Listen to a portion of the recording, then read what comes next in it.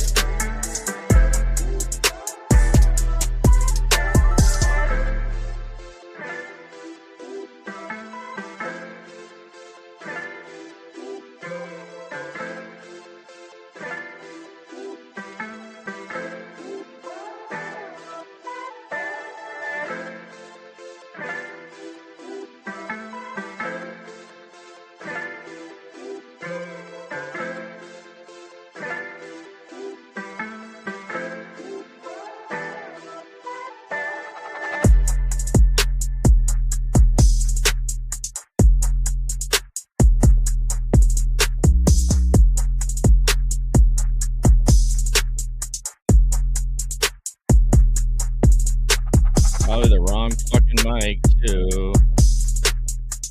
Probably the wrong mic. No, the right mic. Right. Love it. I love it. Hey, guys. Thank you so much. Why is it not doing that? There we go. Oh, it's still going. Hey.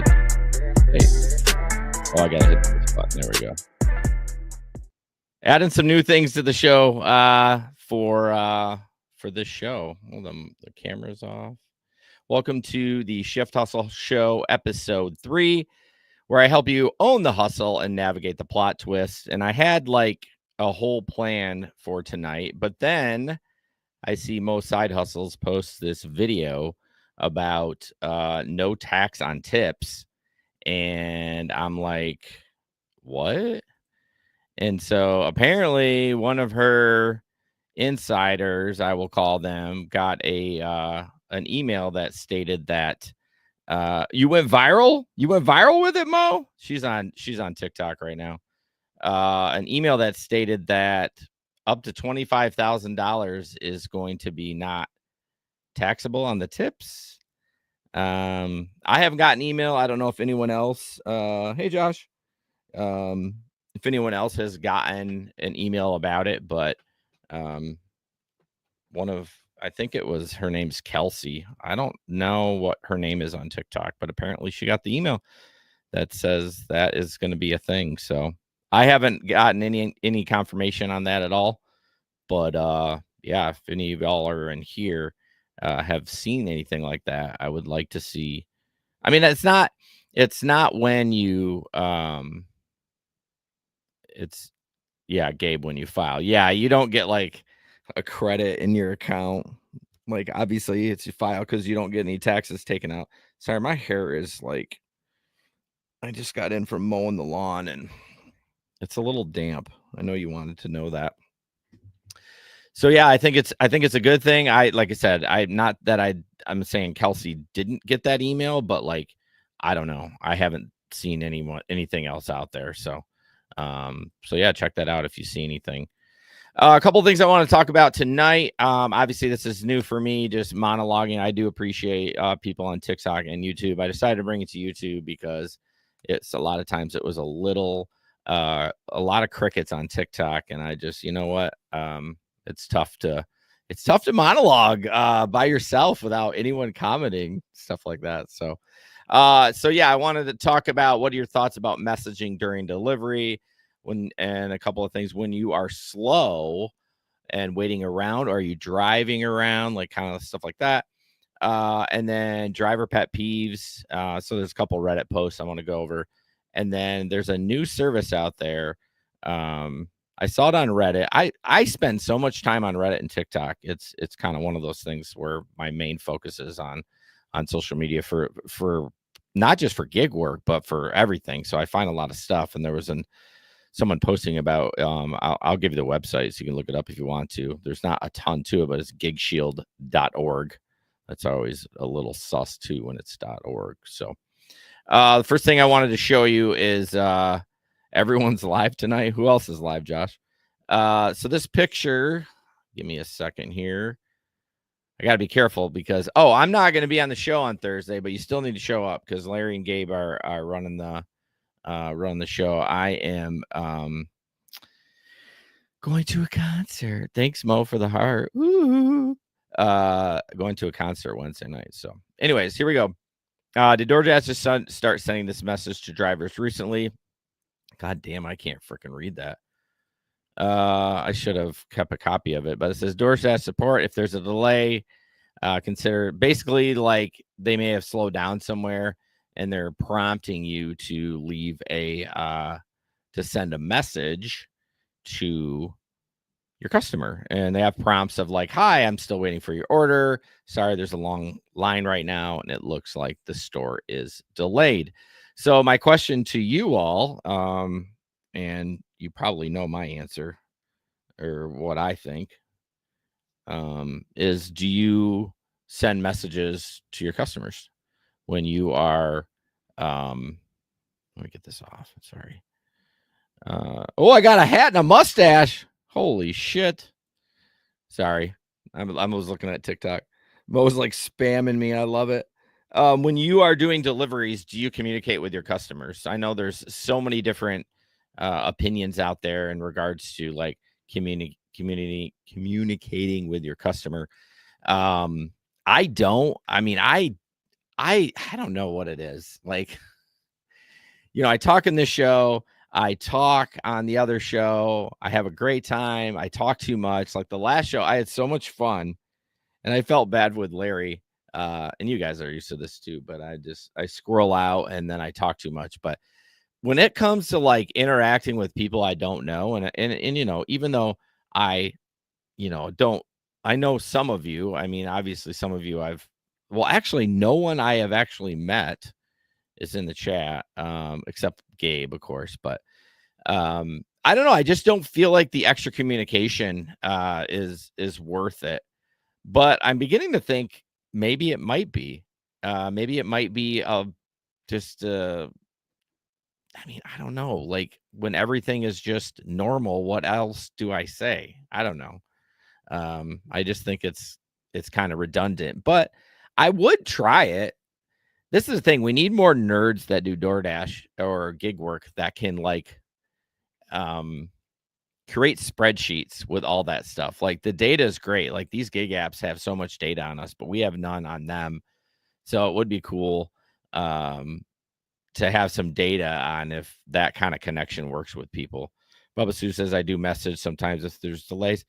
Yeah, I mean, honestly, I rarely run into delays. I don't know about you guys. It used to be really bad, but I feel like the apps are starting to, I would say the apps are starting to get a little better in that. But I also should preface, I don't typically dash during like busy dinner rushes. I'll do during like lunch, but I feel like it's not as crazy as dinner.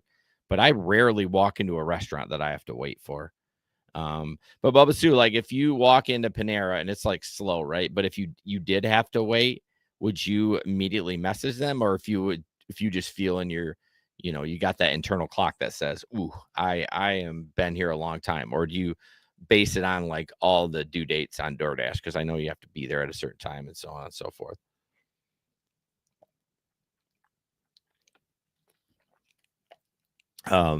But yeah, I would be willing to try it if it would, you know, garner me more tips, I guess. But I also don't want to be intrusive. I feel like we get so many notifications already in our life. In fact, I was just talking to my wife about it. I asked her if she had emailed somebody back that we were both in a um like email exchange with, and she's like, "Yeah." And I was like, "Oh, okay," because I don't get notifications because I turned those off like a year ago because I get so many notifications. It was kind of getting a little overwhelming. So, um, yeah, I'm kind of the one that doesn't really need to know unless there's a big problem. Bubba Sue's not immediately, but if restaurant says 10 minutes, wait. Yeah, 10 minutes is quite a long time. Um, Mo says I would wait a while, and now DoorDash is annoying. We'll ask if there's a delay at the restaurant. Well, I don't mind telling DoorDash there's a delay. Like that's just tapping a button. That's just information for them to make it more efficient, I guess. I don't know.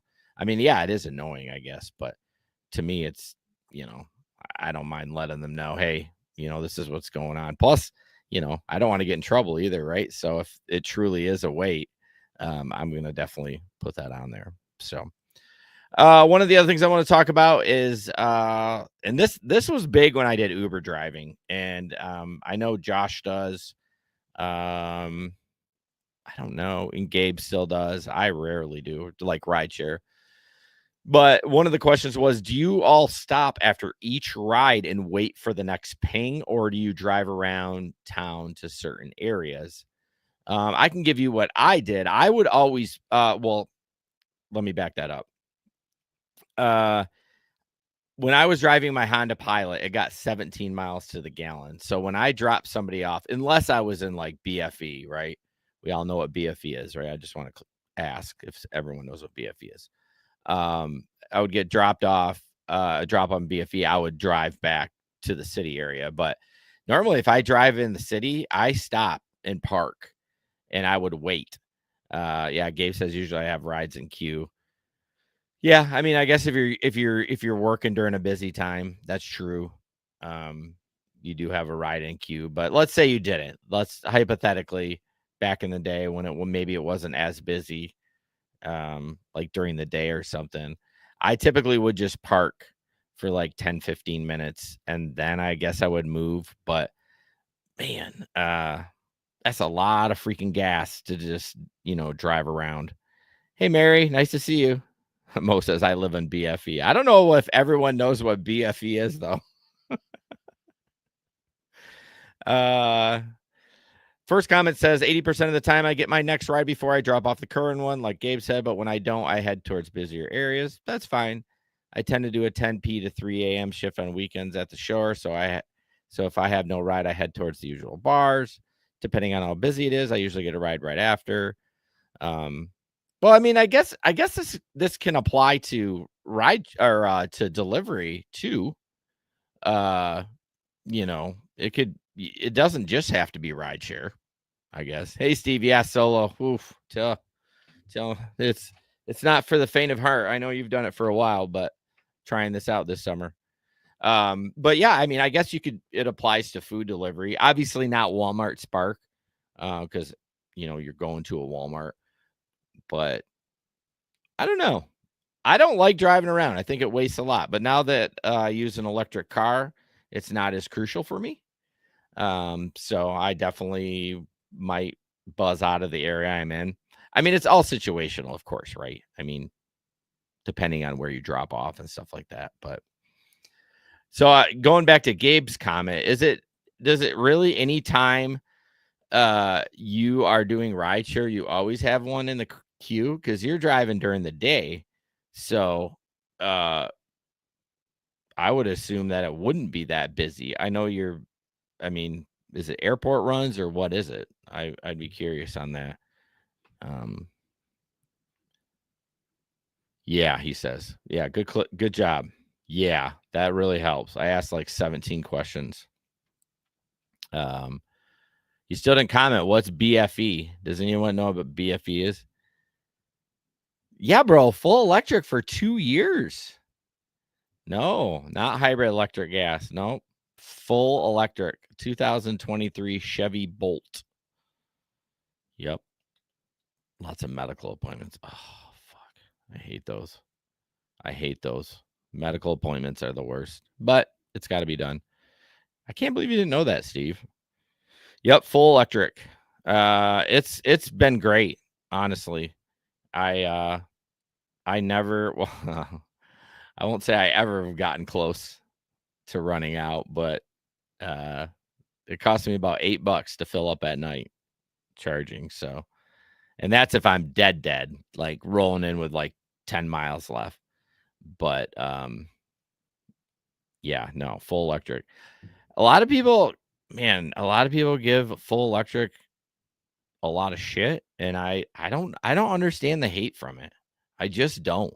Why would you want to pay for gas? It's so fucking expensive.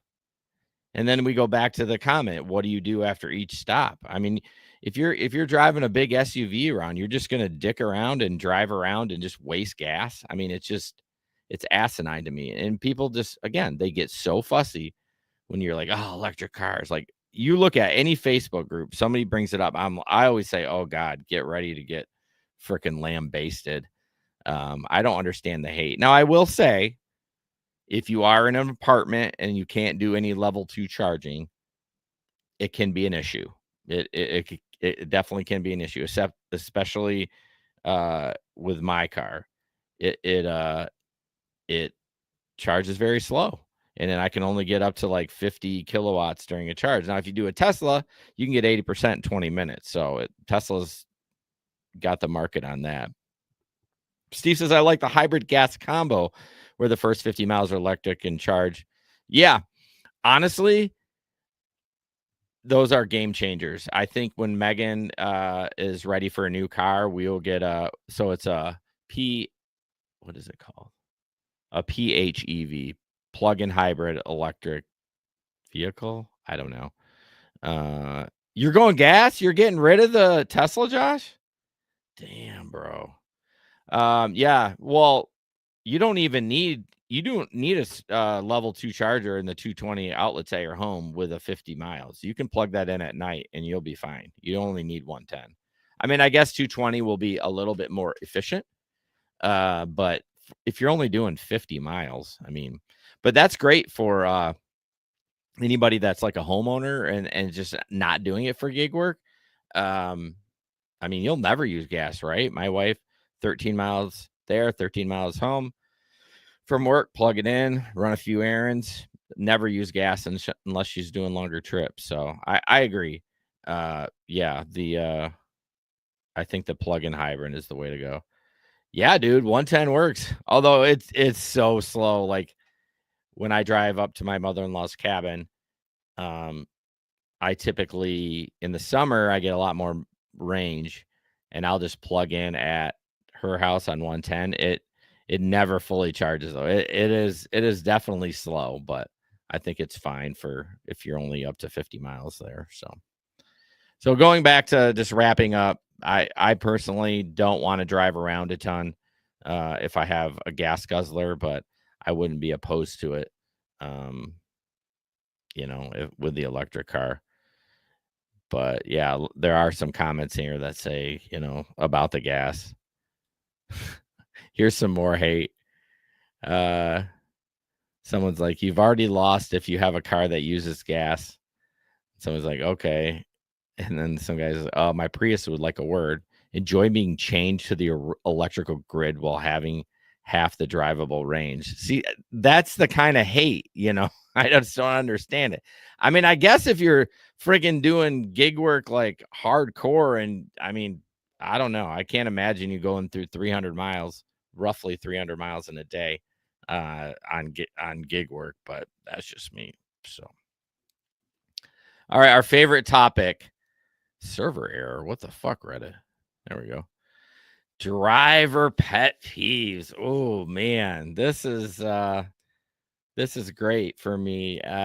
People love to give me a hard time about the things that I would get fussy about in the ride share. And, one of the jokes is, no aux cord or don't touch my radio. And I actually moved a chick's hand away from my, I think she was fucking with the air, maybe. I'm not sure, but this was posted 6 days ago. Of course, Reddit. Okay, what are some of y'all's major pet peeves with passengers? Not with Lyft itself, with the passenger. I suppose I can start. These are in no particular order.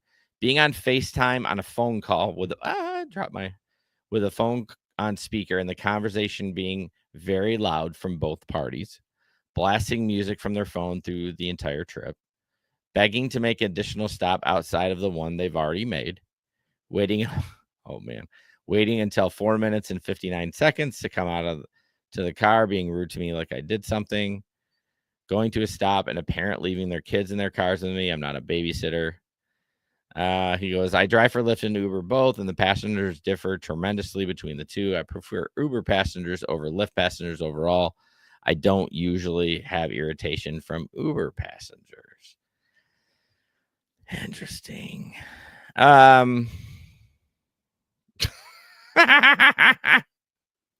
Steve, my main issues with passengers is breathing. Yeah, please don't breathe in the Uber, please. Yeah, please don't. Stop breathing. I would say I don't mind if they're on a phone call if they're on like business. You know what I mean? Like you can clearly tell um they're trying to get shit done. I don't have a problem with it. I mean, I guess I don't have a problem with it in general. But I do have a problem with being on speakerphone and being loud. That's annoying. Blasting music, yeah, that's annoying. Or watching a show really loud. I mean, it's 2025. Why aren't we using headphones? I don't care if they're from the dollar store, just put fucking headphones in. Um, what's the other ones? 4 minutes, 59 seconds. I mean, I get it. They have the whole time to use it. You know what I mean? It's annoying, but you kind of is what it is. And then leaving the kid in the car, like, yeah, no. Has it happened to me? Yes. Gabe, only pet peeve is when they tell me that they're running late to work and if I can hurry as soon as I've accepted their ride. Oh, that's not a pet peeve. That's an automatic cancel. I'm canceling. You're already a problem. I'm not going to deal with you. Going, hey Larry. Going back up. Ooh. What just happened? Sorry, I hit an F key. Going back to Steve, we just skipped over hybrid way too quickly, in my opinion. Yeah, I agree. I mean, what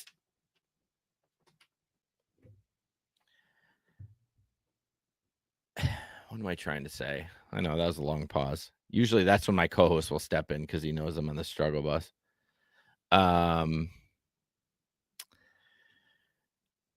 What is everyone's problem with the electric vehicle? So think about yourself in your main life, and everyone's unique, right? How many times are you going to be driving over 300 miles with your personal car, like on a daily basis, like a day? Like what does 300 miles get you? How far can you go on 300 miles? Like, does that get me past what's south of Indiana? You go Michigan, Indiana. Is it Kentucky? No. Tennessee? No. Yeah, I think it's Kentucky. I mean, does that get me into Kentucky? Oh boy, here we go. Geography. I just don't understand the hate on the electric. You know what I mean? Like, what are you doing? Okay, yes, if you do take frequent long distance trips per month, then okay, that's great. Maybe a hybrid is for you. I but I just don't get the hate part of it. People just are so passionate about the electric vehicle. And I will agree with you, Steve. We definitely I mean, it was the Prius. The Prius had been around forever.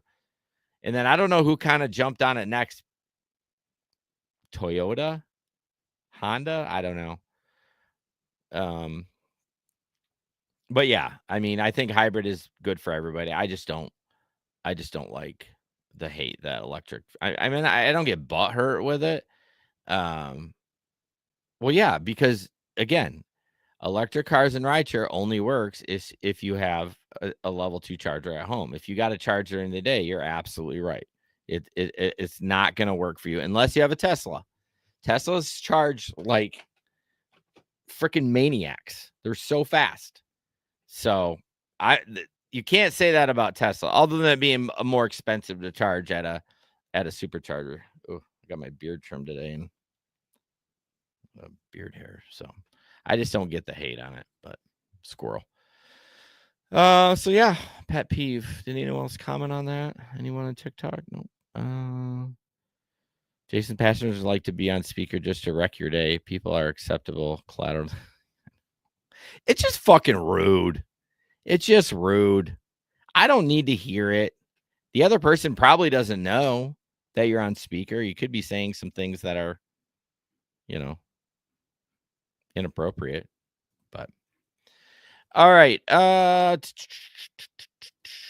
Okay, last thing. I want you to go to www. I'm a fucking idiot. What am I, boomer? Go to gigshield.org. Again, hello. I found this on Reddit. So it's very vague, but I wondered if you would be interested in something like this. Gig Shield, spend less on what you're already doing. We're here to keep drivers moving smarter, cheaper, and stress-free. Gig driving can be unpredictable. Maintenance costs pile up. Unexpected repairs hit hard, and staying on the road means staying ahead. That's where we come in. We built this platform with one mission: to give drivers the power to protect their income with real support. So this is what they offer: flexible monthly plans that turn your vehicle expenses into predictable points. Okay. Access to discounted services like oil change, tire rotations, and inspections, paid with points, not cash. A simple app experience built around what drivers actually need. QR code for instant service at trusted local auto shops. No haggling, no stress. So just one plan, one price, and one goal: keep you earning. No more overpriced repairs. No more scrambling when something breaks. So that's about it on their page.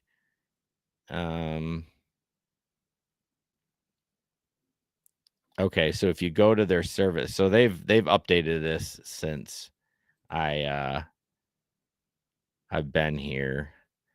So it goes on a point system, right? So if you get an oil change, you get 40 points, tire rotation 20 points. So they're basically, you build up points, and then interesting. And then when you need to get another oil change, you have points to pay for. But like, what is the monthly? Continue shopping. Oh, okay. Yeah, they've definitely. Oh shit, they got prices now. Oh, okay. This is a lot more. Sorry about that. I should have. I should have looked at it before. It was so basic when I found this a couple weeks ago, but I'll just go over to the real quick. So, like, the saver plan is $60 a month. $60 a month. Jesus Christ! You get 60 points every month. Ideal. Oh, I see. So you get certain amount of points. So it's $1 a point. Interesting. $1 a point.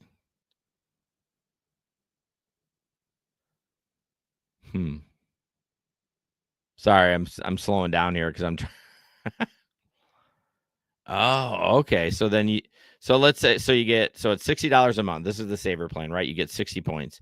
You go get an oil change, it costs 40 points. So you have 20 points left. And then a tire rotation is 30. But that would be over your points. But if you don't need any of that, you save your points and stack them up. It's flexible. So you could go for 2 months and then have 120 points. I mean, Steve says no. Does that sound horrible? I don't think it sounds that bad. I mean, I would have to spend more time, you know. Huh. I mean, obviously it's not for me, right? I have an electric car. There's literally no maintenance other than tires. Um, so it wouldn't be for me, but hmm.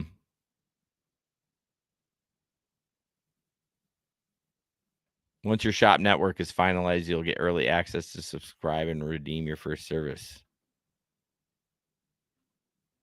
Interesting. So you can reserve. So this isn't live yet. I don't think. They're trying to get they're trying to get people to sign up or something.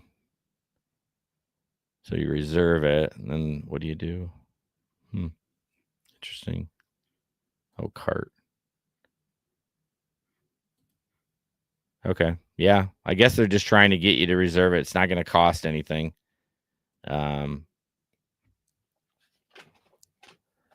Pete, fuck you. Fuck you. Does it sound scammy? What sounds scammy about it? I don't know. I mean, it's definitely something new. The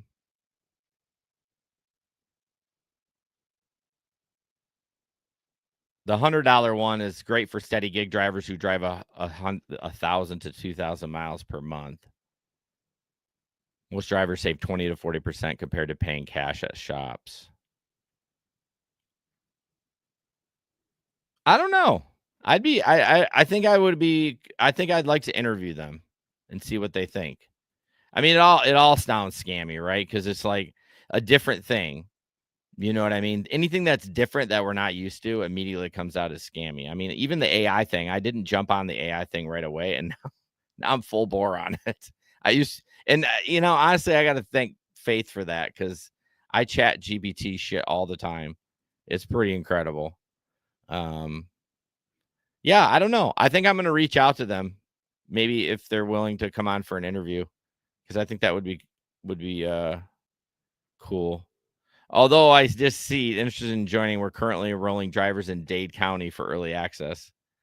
Okay, so this is how can you be so local though? You can't do that. You're never going to survive if you do it that way. But I'd be interested to talk to them to see if it's not scammy, as Bubba Sue sounds. Sounds anyways. Well, I hope you got some enjoyment out of this, except Pete, don't like you. I'm just trying to do a little bit different than just news, right? Just kind of talking about stuff, what y'all's opinion on, what my opinion on it is. If you ever see anything out in the world like that gig app, what is it called? Gig Shield or anything new that you definitely want to talk about or whatever, just shoot me a text, tag me on TikTok, whatever it is. Definitely like always looking for content for both shows actually. So just a reminder, know me on Wednesday, so you know Pete will be there. I'm going to a concert. I'm really looking forward to it in Detroit. So I'll be in the D, rocking out to some metalcore. So I'm really looking forward to that. So it's all set up. Hopefully Larry doesn't fuck it up. Just kidding. I'm meeting with Larry right after this to make sure he does it okay. But appreciate you guys tuning in. And yeah, as always, go fuck yourself. No, I'm just totally kidding. I don't have a sign off for this show. I don't have a sign off. It's only episode 3. I got some music, but appreciate you guys. Your support means a lot. Peace out.